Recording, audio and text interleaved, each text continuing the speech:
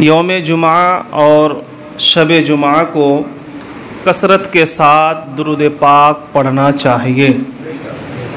मफ़हूम हदीस है कि नबी कौनैन सल्लल्लाहु अलैहि वसल्लम का फरमान आलीशान है कि जो शख्स यौम जुमा या शब जुमा कसरत के साथ दुरूद पढ़ता है, अल्लाह ताला उसकी 100 ज़रूरियात को पूरी फरमाता है, जिसमें से 70 ज़रूरत आखिरत में और 30 ज़रूरत इस दुनिया में।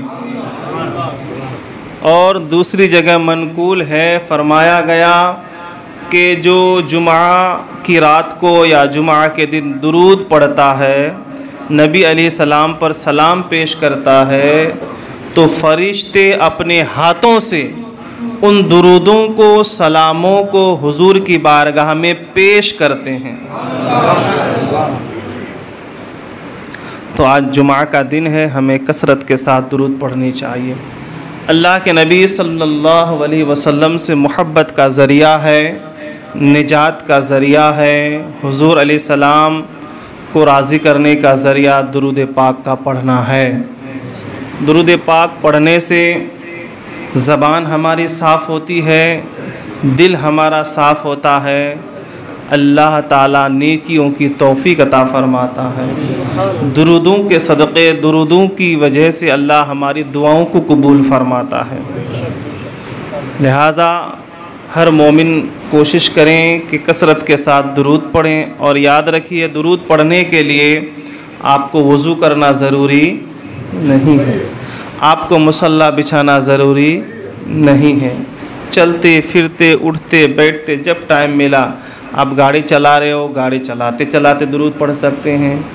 आप जो है काम कर रहे हो, काम करते करते आप दुरूद पढ़ सकते हैं। ठीक है, आप सो रहे हो तो सो के भी आप पढ़ सकते हैं, बैठे हो तो बैठ के भी आप दुरूद पढ़ सकते हैं।